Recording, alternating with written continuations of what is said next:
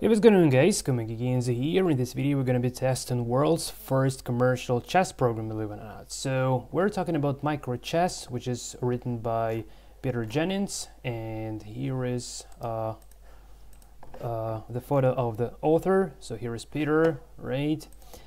But what is even more interesting is the target hardware this chess program was initially designed for. And initially this was designed to be running on KIM-1, which is the 6502 processor-based computer. And you know, like quite a fun thing that my initial interest was actually the KIM-1 computer, and not the MicroChess. And when I just saw this single board computer for the first time on a picture like this, I could never imagine that someone would have actually written a chess program for it. And you just imagine my surprise when I realized that the chess program, and quite a fascinating one to say at least, has it actually been created for this exact computer.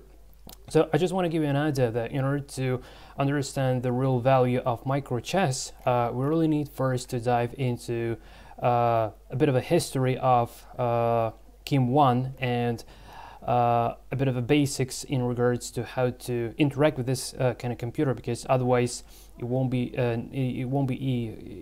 hard to fill that sort of an experience of the late 70s when the chess programs were just like about to be born. So I suggest starting with getting familiar with the KIM-1, and then we'll have a look at some sample programs in emulator, and then we'll see that the problem is that if we're talking about the web-based emulator, well, at least the one that I've found, is not really that easy to well, I have no idea how to load this MicroChess in there, right? But eventually I've managed to run a KIM-1 emulator on Arduino, and I flashed the source code by Oscar Vermeulen to my Arduino, and I'm now capable of playing MicroChess via the serial port. So let's just say first thing first. So without further ado, let's actually dive into a bit of a history behind the KIM-1 computer. So before KIM-1 was released, the 6502 processor, which is absolutely legendary one, has been released by MOS Technology Incorporated, and you know, like there are lots of computers based on 6502 processor, and this is my favorite processor, to be honest. So computers like VIC-20, Commodore VIC-20, Commodore 64, Apple I, Apple II, Atari 2600s, if I'm not mistaken. So yeah, and obviously the legendary NES game console. So really lots of like classical hardware-based solutions for either gaming or home PC experience was actually based on 6502. But it was very surprising to me that actually KIM-1 was the very first computer that was and it was produced by MOS Technology, the same company that actually distributed the chip. And the idea behind this computer is to give either engineers, but as it turned out later on, to give hobbyists an opportunity to play around with this new 6502 chip. And this is the most essential thing to bear in mind. And this would, you know, like if you just have a look at the interface, this calculator-like keypad and the LED six elements, 7-segment LEDs might not be that clear of how one can actually claim this to be a computer, but trust me, it is. So apart from the fancy opportunities like connecting the tape recorder to load the programs to it, connecting the serial port to make it possible to talk to this computer via the terminals that were available back in the day, and again, like the experience I'm going to be recreating today is quite similar to that, but thankfully to like updating this sort of a thing, like from the emulator perspective, obviously not the hardware. We're able now to talk to this via USB port, talking to Arduino via USB port, and on Arduino I have this KIM-1 emulator running. I'll show you this later on during this video. But anyway, so the idea is that you could have just buy this board, connect the power supply, and already using this keypad, you could have entered, you could have been entering hexadecimal digits representing 6502 machine codes. So there were 4 digits on the left part, and they were represented the 16-bit address, and then 2 digits on the right that were representing the value at this particular address. So we could have just switched between address and data mode. So address was capable, like allowed us to enter the address, the data mode allowed to enter the data, and we could run the program by go command. Now we could set up manually program counter, list the instructions, even single step instructions was available, well, obviously reset as well. So you know, like it's quite similar to what I'm currently working on, which I call xiangqi computer, which also relies on 4x4 keys keypad, and I'm running an imagery simu emulator there. So yeah, when I was creating my own what I call xiangqi computer, I didn't know that I was trying to reinvent the wheel by trying to make just a word KIM-1, right? Okay, but nevertheless, so now, well, the next step to consider in order to give you an idea like how the user experience of working with this computer kind of looked like, I really want to demonstrate you this within this JavaScript emulator. So this is actually the only one I found that kind of like works more or less fine, I would say. And one of the first things that KIM-1 user would be kind of like using is this is what is known as KIM-1 book or KIM-1 manual. Let me just the first book of Kim. I'm sorry, the first book of Kim, right?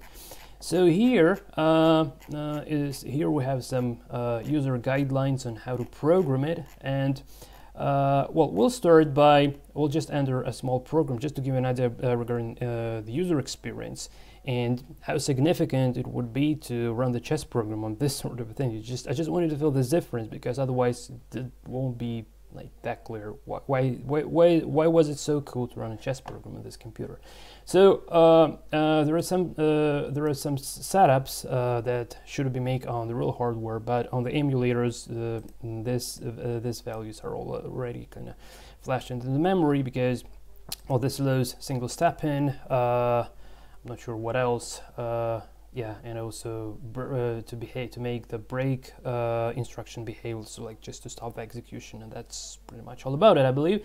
So anyway, the very first thing we can do, so we go to address modes, and let's say we enter address 0001, and we have the content, and say we enter 0002, we have the content 0, say 1, 0, etc. So we can also list the addresses by hitting this plus key. And again, like on the real hardware, I've been watching some videos on the real hardware that they are not zeros. There might be some data over there, but anyway.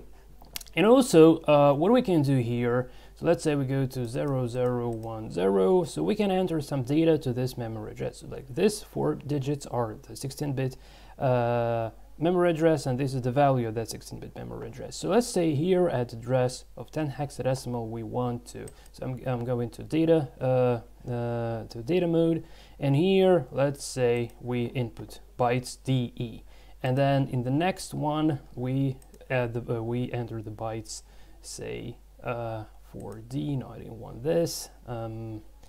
I wanted, yeah, they just scroll forever. Yeah, AD like this.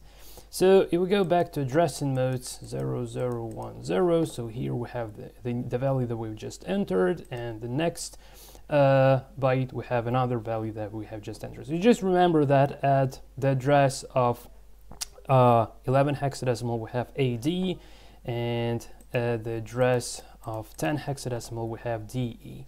Alright, so now we'll write a simple program that would be swapping these values. Nothing really special so far, but that's the very first program available in the first book of Kim, and also in the Arduino based emulator that I'm going to be using. This program is also flashed into the RAM as just like Immortal Classics. So yeah, I think it's really worth kind of typing it in. It takes really miserable amount of time. So we need to type the program starting at address to hundreds hexadecimal and enter all of these bytes one by one. So just to make it a little bit more easier to do, I just plug this on the right side and my emulator on the left side. All right, so this is the way to go. And now I have too many browsers, but anyway, yeah, so now let's go to address 0200 and a data mode, and we want to enter this code. So for those of you who is not kind of familiar with the 6502 assembly, just to give a bit of an idea, so the first instruction, we're loading the instant value of 10 to the A register, and then we're loading the next line, we're loading the instant value of 11 to the X register, and then we set the value that we have in A register to a memory location 11. This is the 0-page addressing mode, and whatever we have in X, we're setting into the memory address of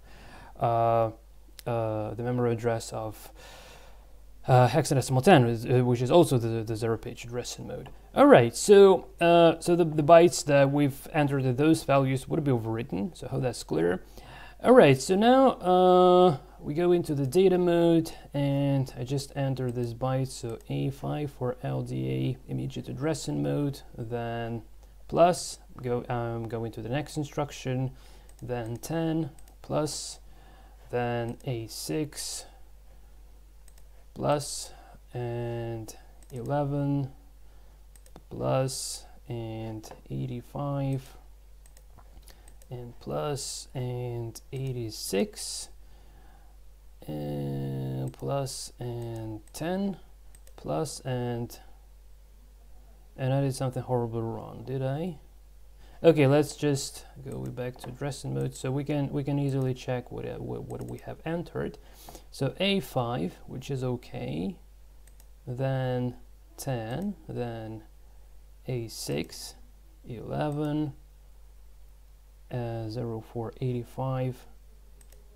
Oh, this is wrong. So data. So here should be 11, and here 206, 86. So you see, like you can easily change the values in the memory, which is so fascinating. And this sort of a thing even allows you to inspect the values at the registers, which is extremely helpful for debugging. So yeah, I'm gonna be making. I'm gonna be really serious about KIM-1, and I'm really going to be making some videos about this in the future. I really hope so. Think so. Okay, so 207, 86, 86, and 200 are no. Hold on a sec. What have I done? So again, like 0 to.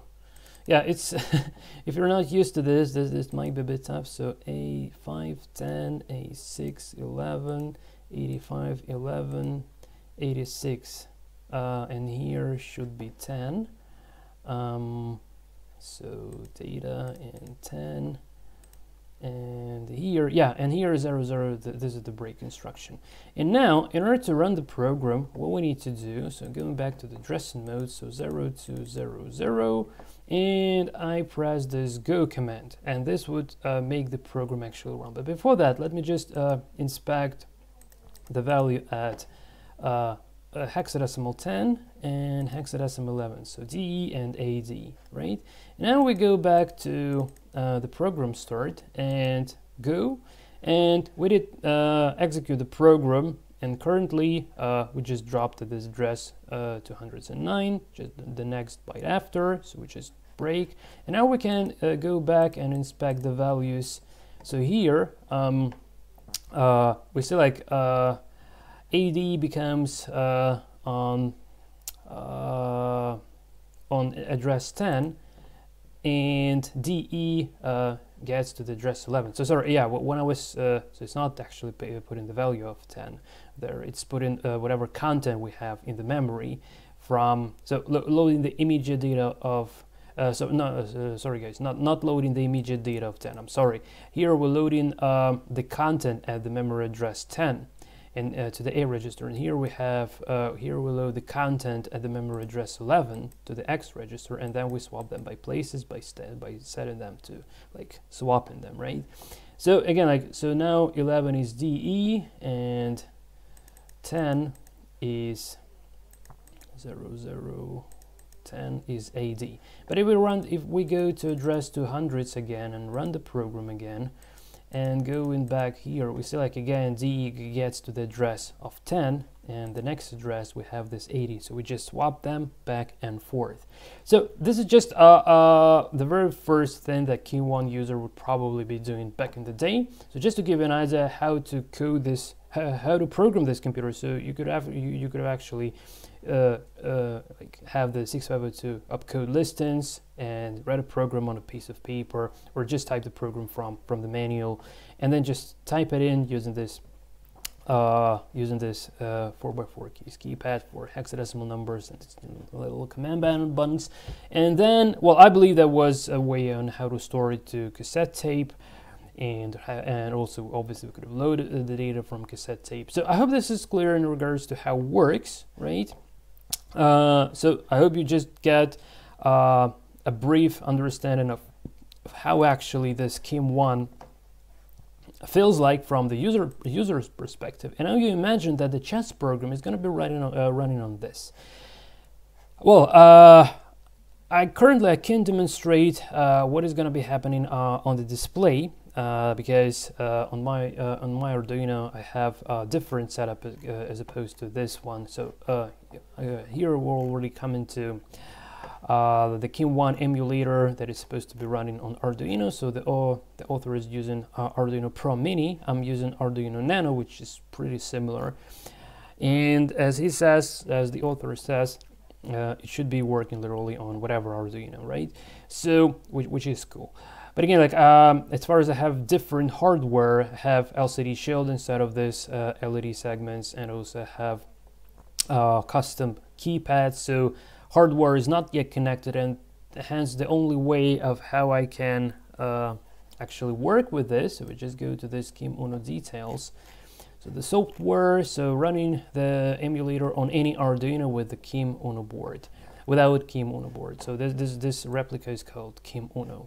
So actually the software will run on any Arduino. Just compile the source code below without a physical keyboard and LED display. It would only let you use it over the serial port of course. Then you can choose between two modes. So mode 1, it kind of mimics what we just seen in the emulator. I'll demonstrate this just right in a moment. And the second mode is what they call the luxury mode.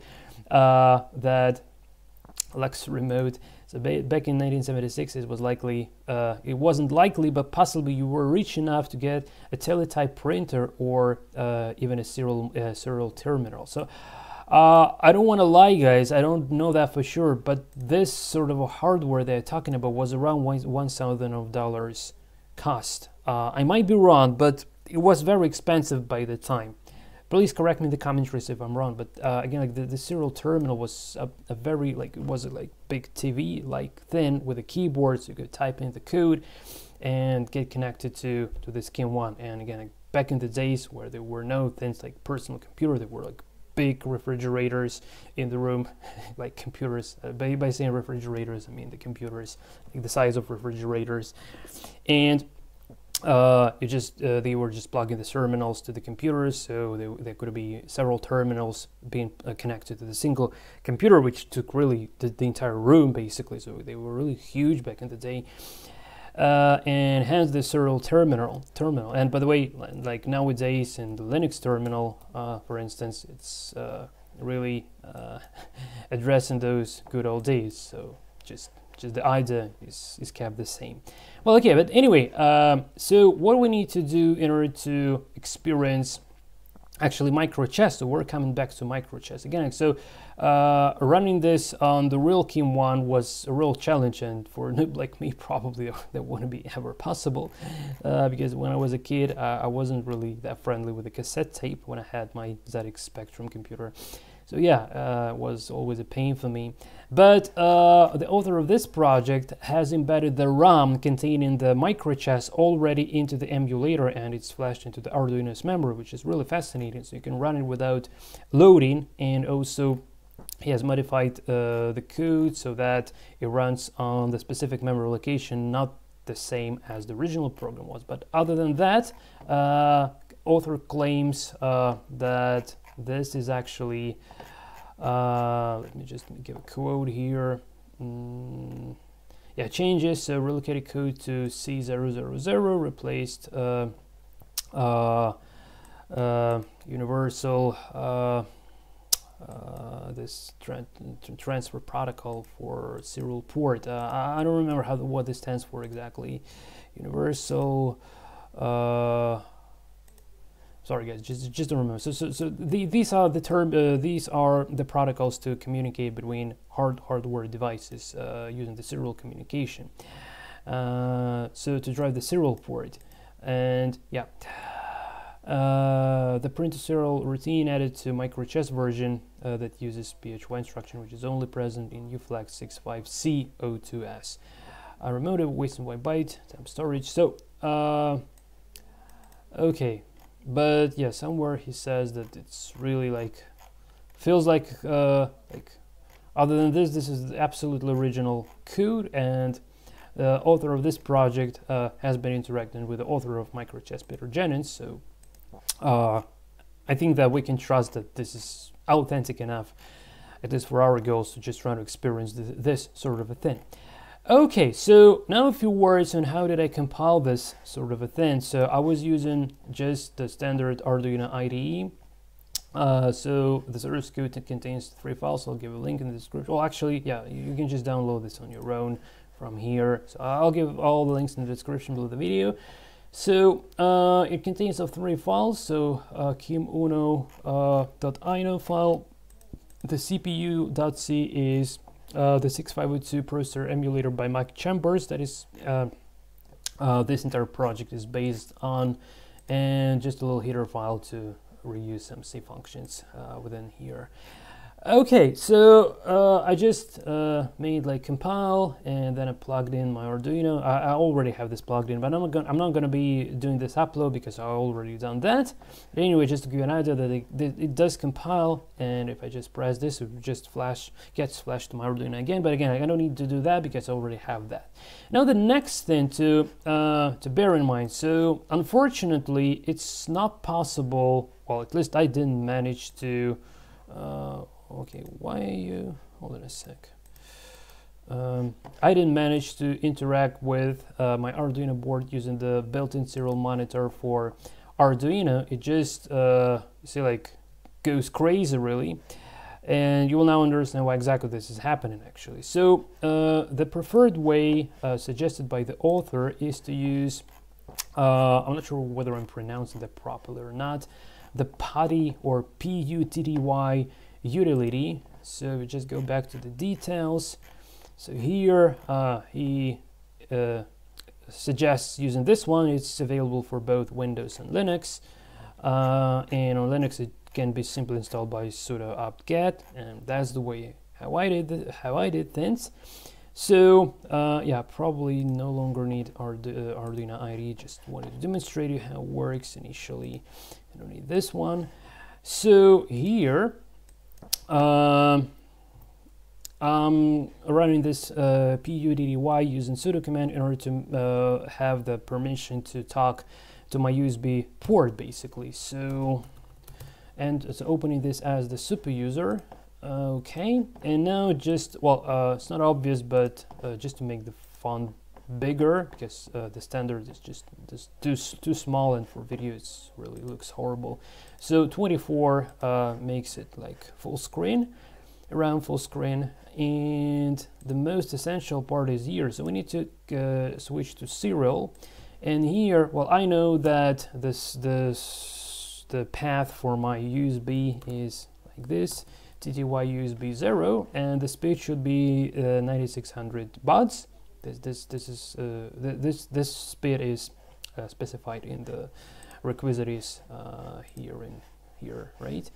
So once we made this sort of thing, we can then just open, and here, let me just make a full screen. So you might be wondering what the hell this flickering is all about, and these are the exact two modes that the author has been talking about in his post here. So mode 1, so KIM-1 ROM thinks that it's using the onboard hardware, not the serial port. And in the mode 2, it actually goes to this, like as we mentioned, luxury mode. So how it would actually behave using the real serial communication. So the reason why I've been demonstrating you the in-browser emulator, because of dealing with this six numbers. So here, if I say Control A, and then the address say 0, 0, 1, 0, you see like yeah, probably should be okay. 1, 2, 3, 4. Oh no, just well, I didn't. Yeah, actually, I'm not using this mode. I'm actually using the mode 2. But anyway, so AD Control A to go to the address mode. So again, like Control A 0, 0, say 2, 0.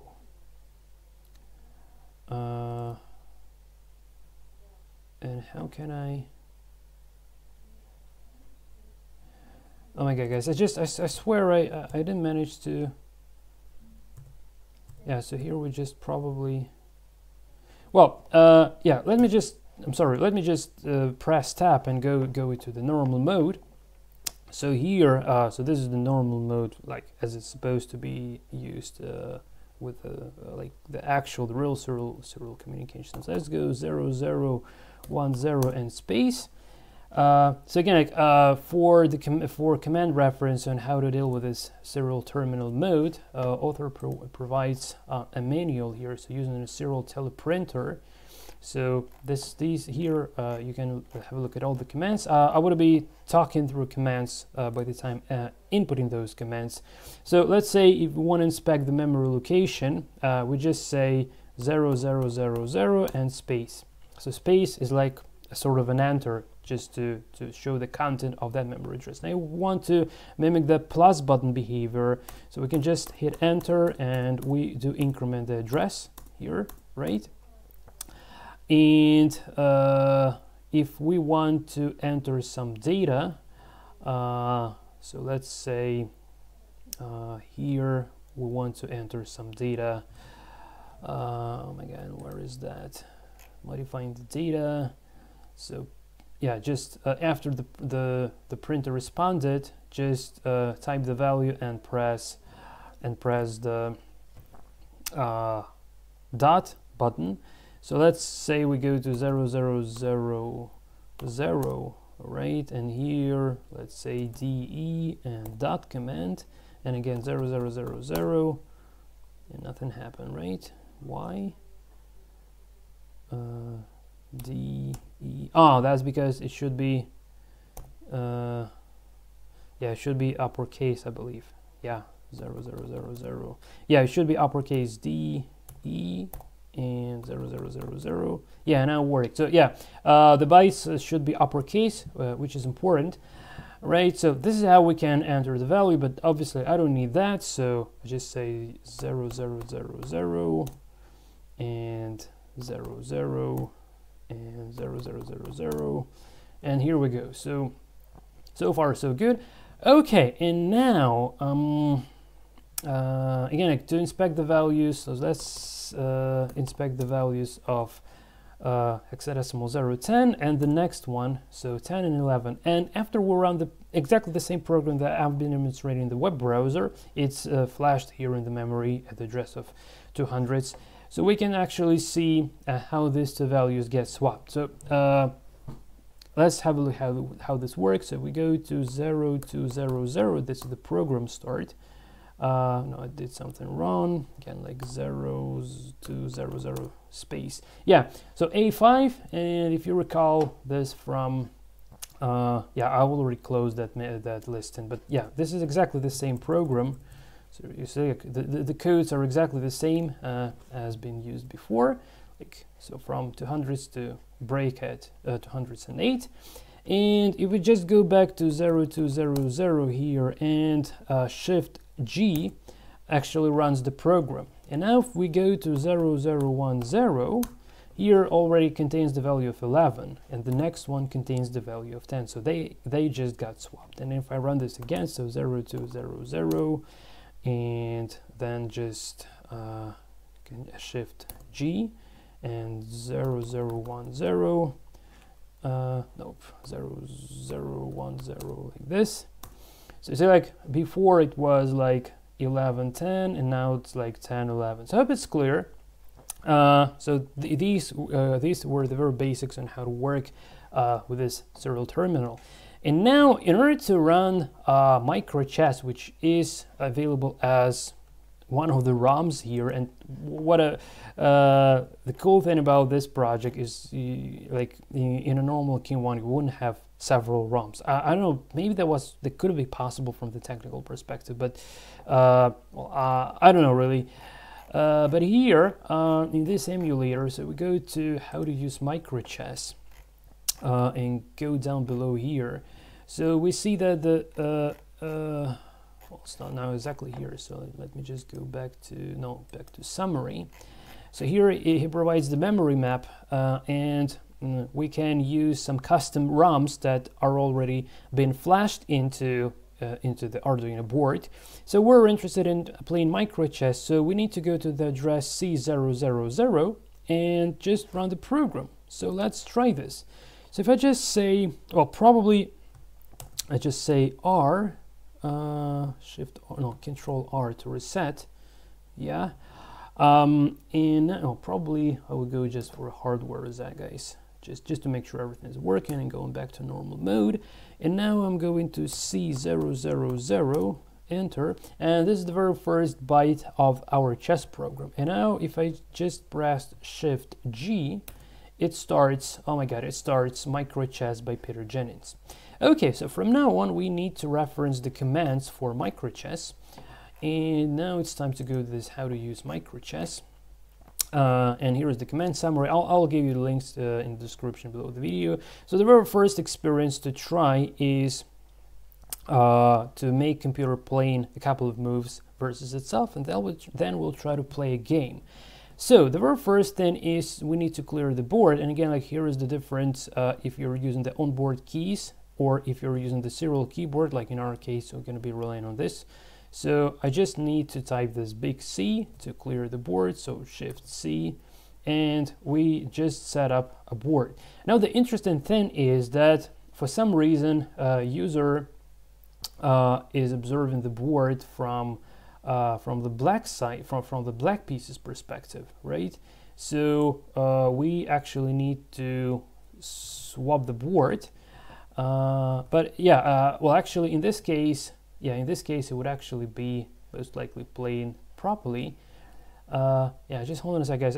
When I was running this for the first time, I just thought that probably maybe the piece order was a bit odd. So let's Shift E to exchange the size. No, now it's correct. But no, for some reason, when I was running this for the very first time, I had the white king and white queen been shifted in places. It's a bit strange, but anyway. So yeah, let's start by from this position, I believe. Yeah, so, and in order to make it move, we need to say Shift P. All right, and these dots indicate that computer is thinking. And there are two modes, the blitz mode and the lone mode, and this is the blitz mode. It's intended to be fast. Well, it's actually slow as hell, but anyway. And to toggle between the modes, you can use Shift W in the serial monitor mode. But I'm not going to be doing that because that's going to be really slow as hell. All right, so now we made the move. So in order to make computer playing versus itself, we need to swap the board and force it to make another move. Otherwise, we can move the pieces on our own. But this is going to be the topic of the next section. So first, let's just switch the board and Shift E and Shift P, and it starts thinking again, and now would be playing moves by the other side. So by the time it's thinking, I need to say that it doesn't have impasing, square, capturing, castling, and it's not promoting pawns to queens. Well, probably pawns would be moving as queens after being promoted, but the value for the piece is not going to be changed, so that's a bit of a downside. But they do suggest go back to the serial, go back to the monitor and manually adjust, and that's manually adjust the value of the piece. So just to turn it from pawn to queen manually, and that's really fascinating. But yeah, we're not going to be doing that. But yeah, this is just how this was in good old days, and you just bear in mind that this is the world's first commercial program. So this was intended for users buying this for $10, and that's amazing experience that they have, that they could have with this sort of a thing. Well, okay, anyway, so I hope it's clear how this program plays versus itself. So Shift C to reset the board. And yeah, and here where the strange things are starting to happen. So you see, like, after I created a new game, for some reason white king just guessed into the wrong place. If I just try to reset this one more time, no, it's not working. So Shift Q, and I just try to run this again.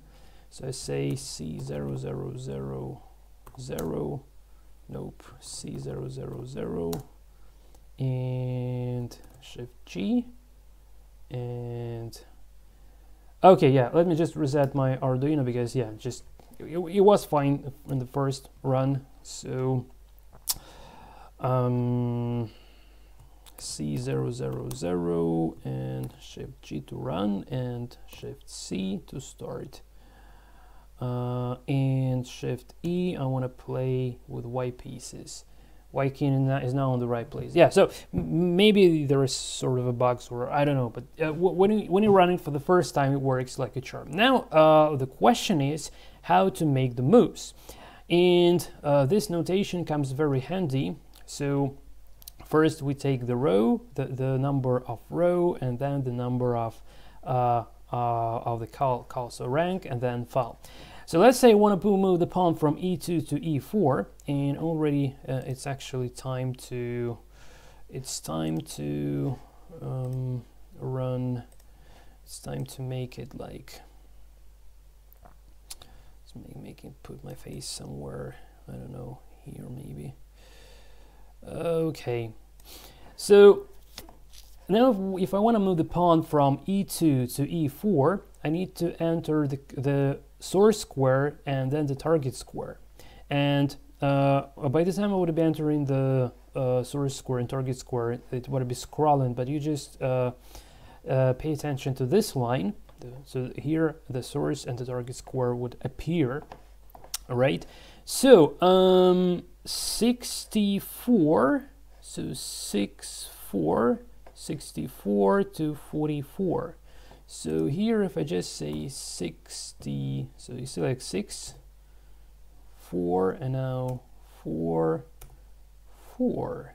And so this represents side to, the first digit represents side to move, and the second is, it's white, I believe, and the second is the pawn. So F stands for king's pawn. So there are extended explanations on how to interpret this first digits in particular. So if you have a look here, yeah, just here it's available. So let me just go back to, and if I just press enter, it actually moves the pawn. So and if we want to, if we did something wrong, we can, so by using this from into square and followed by the enter key, we can adjust the board position however we want. And once we've adjusted the position, we can press Shift P in order to make computer think and make the move. So I press Shift P here, and computer starts thinking. So I made the move E2 to E4. And is it really gonna be yeah, so it makes the move in the response. Yeah, so unfortunately, okay, so I hope it would be okay without my face here, or can I, yeah, or hold it a sec. Okay, I can just I can probably put the camera view, let's put it, No, it's bad idea. Okay, I just minimize this. Yeah, chessboard is more important, really. Or hold on a sec. I'm sorry, guys. Just wasn't really preparing for this. Like this. Yeah. Now I think we can do both. Yeah, I'm sorry. Layout is not perfect, really, but hopefully it would be just good enough. Yeah, like this. Okay. Yeah, so then I want to move the knight, say, from G1 to F3. So 7-6 to 5, 5, 5. So 76 to 55. So 76. And so like 76 here, and then 55 and 55 here. And I really love this, the way how it scrolls. Oh my god, I don't know, I really love it so much. And enter, and now we just put in the knight to the proper place, and shift B to force computer thinking. So he made the move E7 to E5. I played the knight. Yeah, for those of you who's not like feeling comfortable with this text-based representation for a chessboard, you just can have a look at this board instead. And he plays the queen to F6. Okay, so now I want to move the knight from F1 to C4. So 75 to 42. 75 to 42. And enter, and I hope, yeah, it seems like it's okay. So shift B to make computer think. And by the time, so when the position is gonna start getting complicated, like some involving some tactics, it really starts thinking slower, which takes ages to complete a single game. So I didn't yet manage to complete one, but I don't know. Just wanted to give you an idea, like how this user experience actually look like. Okay, so he plays bishop from F8 to C5. All right, so far so good. So I believe now I can already castle. So here is an interesting thing. So how to castle in this game. So this is how you can castle. So just make 2 moves in the row, and then before making computer actually playing. So 74 to 76. So 74 to 76. Okay. And I hit enter here. So now you see like the king has moved from E2 to G1, from E1, sorry, to G1. And now we need to put the rook from A1 to F1. So if I say 77, so 77 here, goes to 75. Goes to 75 and enter. So if I did everything properly, yeah, so like the rook has been here. So literally castling, right? And now I want the computer to respond, so shift P, and it starts thinking of his next move. Okay. Yeah, it's really slow, but as the author of this emulator claims, it's around as fast as it was running on the original KIM-1, because author had the original KIM-1, but since that was broken, he decided to make this Arduino based emulator, which is really cool. And I'm really dreaming of, yeah, by the time I'm thinking, just want to tell you that I'm really dreaming to adjust his code slide a little bit to make okay, let me just make a move first. Okay, so black queen goes here, and yeah, these are those interesting tactics. Okay, these are those interesting tactics. So okay, I just say, so now I want to play d2 to d4, hitting the queen, but he takes the pawn, and then I take here on f7, which is cool, right? So, d4, 63 to 43. So, 63 to 43, and enter, and shift P to make a thing. So, I really want to alter the source code to hook up a slightly different hardware setup for this emulator. So I could be using my CMK computer setup. So I have the LCD shield with 1, 2, 3, 4, 5, 6 buttons. It's one button less than the original, than the command buttons for original KIM-1, but I think I can sacrifice a button probably. Like for instance, I'm not going for single step instructions, things like that. And what else? And also I have the 4x4 keys keypad that would allow me to type in the machine codes.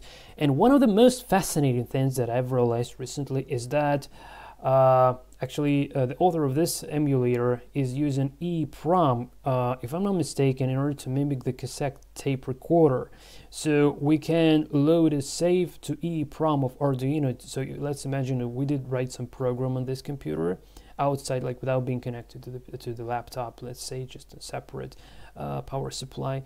So let's say we entered some program, and then we can actually store the data into the EEPROM, right? And then we can restart the computer, like unplug the power supply and plug it back, and then we can like load the data from the EEPROM and like continue our work. Well, a little bit of a downside of this, that writing to EEPROM is only around 1/100,000th of times, so it's not infinite. But anyway, I think that's good enough really, and just for tinkering purposes, that's more than just good. Okay, so I made the move D2 to D4, hitting the queen, and you'll probably capture. Yeah, it just takes it takes on E4. So it takes on E4. But now if I take this bishop, it just takes my bishop, and probably the position is gonna be fine. I could have taken here then and just put in the pressure, but I want to go in a hardcore way, so if I just sacrifice the bishop here, if the king captures, then I'm going here, double attacking the king and the queen. And let's see how good this chess program is, so if it's gonna be blundering or not. So I want to say, so c4 takes on f7, and things are really getting interested at this point. So 42, yeah, just I need to make sure that I make everything properly. So 42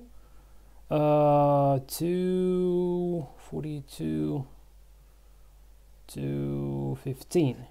Okay, 42 to 15, and enter. And here is the white bishop. Okay, and shift B. And now it's, yeah, gonna be thinking forever, I believe. But anyway, so yeah.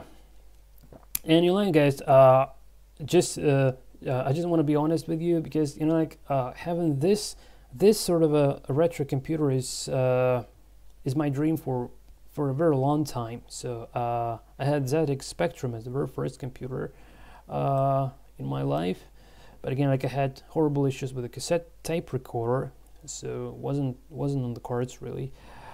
So yeah, and for instance, the 6502 processor is actually not available. Doesn't seem to be available in my country. So like doesn't really seem to have like opportunities of, you know, like having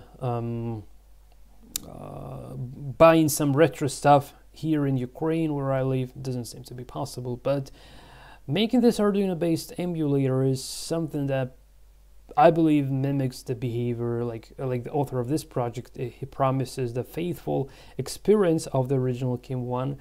So I really believe that is the case, basically. And well, probably on the LCD screen it would be not as cool as on the original display, but it has kind of more opportunities. If I would ever manage to add the support for custom for user-defined characters like I did on my CMK computer, and if I still would be capable of coding that using 6502 somehow without adding new instructions to 6502 itself, obviously, well, in that case that would be nice. And yeah, in that case it's really I'll really be able to kind of like code programs in 6502 machine codes, make videos on that, and even store the programs. And yeah, so that's going to be absolutely fantastic experience, and I'm really going for that, and that's something I'm extremely interested in, to say at least. Okay, so yeah, okay guys, I just pause the video for a while until it makes the move, or otherwise it takes ages, and then I'll get back to you. Okay, so even though several minutes has passed, it's still kind of thinking, and yeah, to be honest, this is really getting a bit annoying. So I don't really think we're gonna be playing this game to the very end. So if it just captures, all right, so finally, so yeah, he captures with a king, and this, so I'm gonna be queen up now. So, well, if it doesn't take ages to complete, then probably we can give it another try. So 5-5, so 55 to 36, so 55 to 36, and enter.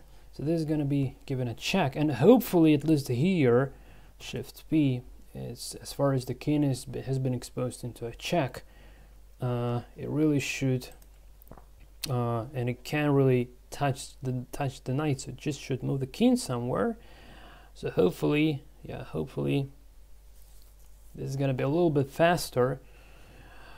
Again, at the moment I have no idea how this MicroChess works internally, even though the source code actually is available, and even though it was considered to be like proprietary source code, it wasn't really open, it only like was available in the format of the binary, which in case of 6502 could be easily reverse engineered. But yeah, anyway, even on the chess program in Wikipedia, there is the code listings there, and even in the manual for this, for MicroChess here, we have the source code listings as well. So all the source code is available here. So it's another brilliancy to learn from, basically. All right. So yeah. So he moves the king to f6. Okay, and now I can grab. Whoa, he gives me a bishop even. Okay, so could I have some fast mate here? No, I just take the queen. So 36 to 44. So 36 to 44. And here, yeah, it takes the queen and Shift P. So it takes the queen, and yeah. Yeah, guys, you know, like, I can't believe that this was created back in 1970, I don't know, 6, or when was it actually made? Let's have a look by the time it's thinking. So let's say MicroChess. Let's go to chess programming first. I shouldn't actually be closing this MicroChess. In 1976, yeah, the year when Apple I was released, if I'm not mistaken. And this was already, oh my god, this was already MicroChess 1.5, so it wasn't even the first version.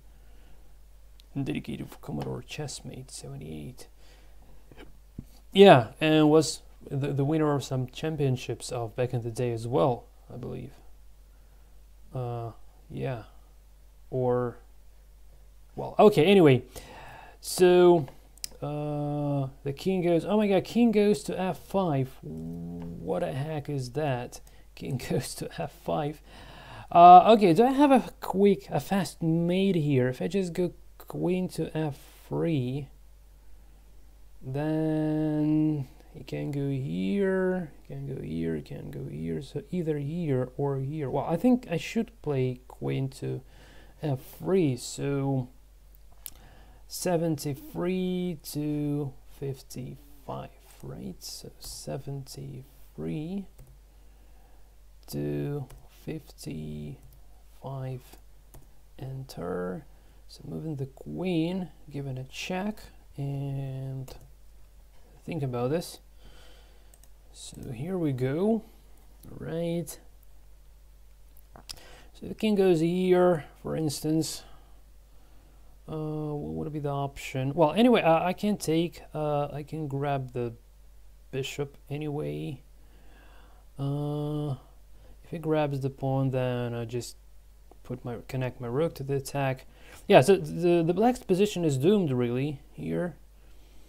So yeah, but I just need to find a quick winning sequence. So probably if it goes here, right? King goes, yeah, king goes to e6, right? So king goes to e6. So what are the options? So taken, yeah, I will probably take with the knight. So 44 takes on 32. 44 takes on 32. Okay.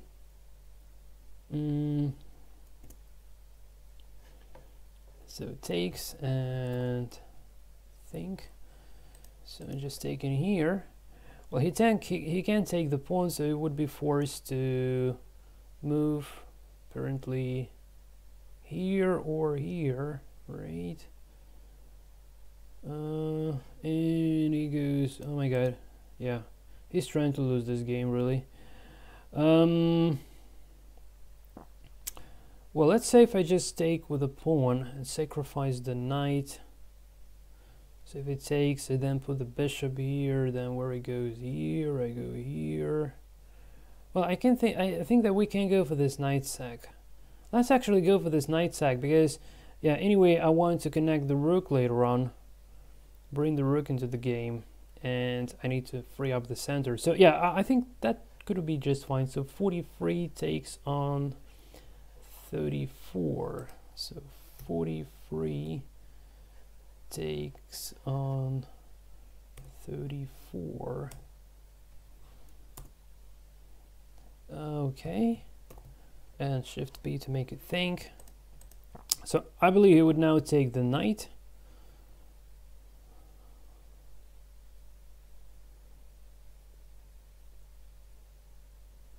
But yeah, most likely this is leading to the forced mate, and he does take the knight. Okay, so far so good. So now we go 72 to 54. 72 to 54. Enter and shift P. Okay, so where the king can go from now on, not that many. Oh, he can't go here because of the pawn. The pawn nicely holds the d6 square, which is good. So yeah, king is being trapped, hopefully quite soon. So well, I can develop a knight. Then you can go, for instance, here, which might not be or if I could just go here, then still here.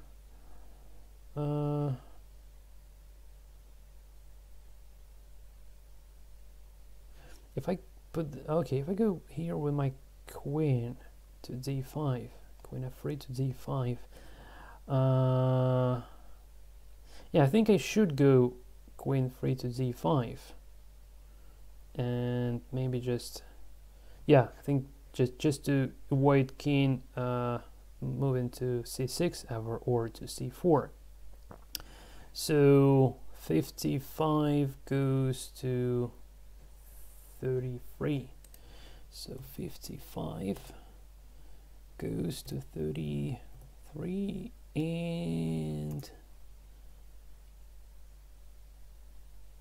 check. Oh, hold on a sec. Oh, whoa. I just put the key into the wrong place. Okay, sorry, just I drove back in this case. 5. Yeah, just the position is missed a little bit. So no, it actually should go here. All right. Okay, yeah, so actually yeah, sorry, this is a completely different story. So in this case, I can just go like this, right? So 55 to 44. 55 to 44. And yeah, no, this is much better. So you can go here, but if it goes here, then instantly knight comes to the attack, and that's gonna be the end soon. That's gonna be the end. I just really want to see how this brings a message if I mate or something like that. Yeah, and king goes now here, right? And now I can go 71 to 52. 71 to 52. Enter, and this is going to be check. All right. So check him, right? And where it goes, so here or here, right? So it goes here, then it's the instant maiden, right? And if we, what do we go in? It doesn't have any other. It doesn't have any other options. Yeah. So either here or here. Yeah, it goes here to H5 to A5, right? And now if I just go king queen, is this gonna be the mate? So no return here, no here. Yeah, I think. Sorry guys, I just cheated a little bit. I just want to make sure that this is this the mate? I think this should be. Yeah, I think this is the mate. So 44 to 40. Yeah, 44 to 40. All right, and this should be a mate really. So Control Shift P to make it think. And this should be the mate. I'm really wondering how this program handles the end of the game. That's the place where the bugs may occur. Well, this is the new message, F. Yeah, which means that, well, I don't know, probably this means that the game is over, because it's, yeah, if I just, yeah, he didn't move the king actually. So yeah, I think this is just kind of it, because yeah, we really have the mating position here, right? So nothing really special. Well, I can actually pause the game that I've played in the commentaries, for instance. So yeah, well, okay guys, so this is how the experience of playing MicroChess by Peter Jennings, the world's first commercially successful program back from 1976 feels like, if played by a serial monitor on the using the emulator that is running on Arduino Nano in my case. But again, you can you can upload this to, I believe, whatever Arduino. It should be working really. So yeah, I hope you've enjoyed the video, and I hope you've enjoyed the KIM-1, which is currently my favorite computer for all times. Yeah, so thanks for watching basically. Yeah, until next time, and take care.